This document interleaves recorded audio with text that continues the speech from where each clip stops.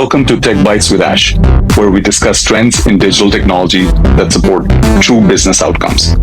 I'm Ashu Bhatia, a consultant, an author, and a practitioner of all practical insights technology investments. So today I want to talk about something that a lot of you have expressed, right? Whether it's executives, middle management, or even the young folks that are talking in digital, that there's a lack of focus time because there's so much to do. There's so much coming our way in terms of digital information that your brain is constantly struggling to keep up with all of that information overload or information obesity, as it's called. I think we are all guilty of it, right? Think of a time where you were about to go to bed, 10:30, and you're like, let me just check this one last email, and that way I'll be prepared for tomorrow morning. You pick up your digital device, phone, iPad, whatever, and you start scrolling through the emails, but then one thing leads to the other, and you're going to WhatsApp, your Instagram feeds, etc. An hour later, you're like, oh my God, I have to get some shut-eye because I've got an important meeting tomorrow morning. Happens to everyone. We are all guilty of that dopamine hit that we all seek in a lot of these devices. But the key is that a lot of this information is coming your way. It's a 10-second scroll. The finger is so mighty, it's wiping through so much content that this kind of information is hitting your brains constantly, right? A lot of that is sometimes fake. A lot of that is sometimes noisy. Most of it is repetitive. So how do you deal with a constant world where at work or outside of work, you're always inundated by so much information that the time that you have to focus to go deep in a certain area is reducing, right? I talked to a lot of folks and I came up with some ideas. I've been doing a lot of reading as well, that in this age of data and AI and people knowing what content you like, it's going to be very difficult for you to be disciplined to kind of seek the right sources of information that are important to you. But there are certain methods that a lot of people talk about. And at the end of this video, I've shared 3 books that are really very helpful as well. The first is, you need to know that when you're actually doing some work or doing some thinking work, you need to, of course, control your digital, input. You need to be focused on what is the output that you're looking for, right? So you got to curate your sources, 3, 4, or 5 maximum, so that you're making do with that information that is useful for the output.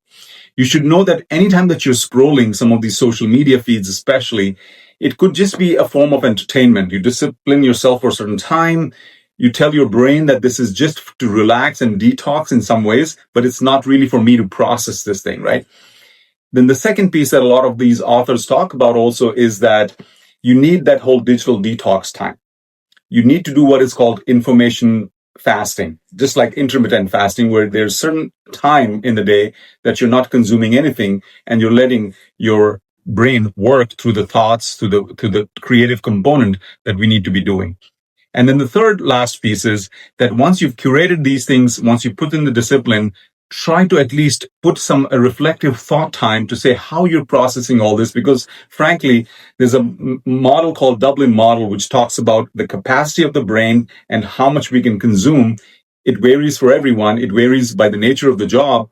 We need to be cognizant of that fact to say that how is all of this affecting me in certain the decisions that I can make for my job, for my creative aspect, etc.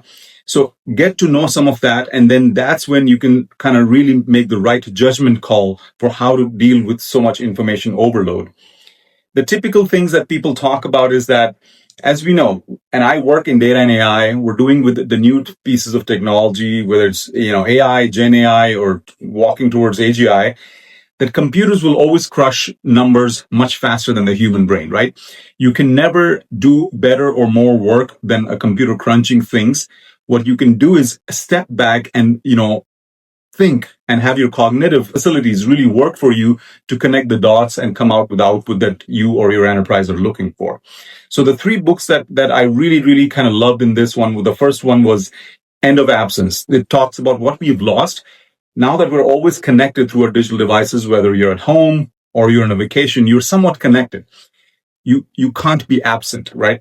What has that done to the human brain? So that's a very important one. Another one that builds context to this one is Shallows by Nicholas Carr, right? So it talks about what that rewiring is happening in our brain with all this digital overload. And the third one I really recommend is a Cal Newport called Deep Think, right? So how do you really step away for some time where you are actually truly thinking for an outcome that you need to produce. So I think as long as we're aware, as long as we're getting some of the discipline charted out, I think it'll help a lot of us. But I wanted to share this because I get this constantly with, again, as I mentioned, with people who are working with, digital initiatives, the kids who are out of school and doing digital science, data science kind of projects. Everyone talked about this whole information obesity, mindset, that they know that there's so much going on, that it's kind of almost exhausting, almost stressful to kind of consume all that, and how they can kind of make do with some of this out there. So good luck, and let me know what your thoughts are. Thank you so much.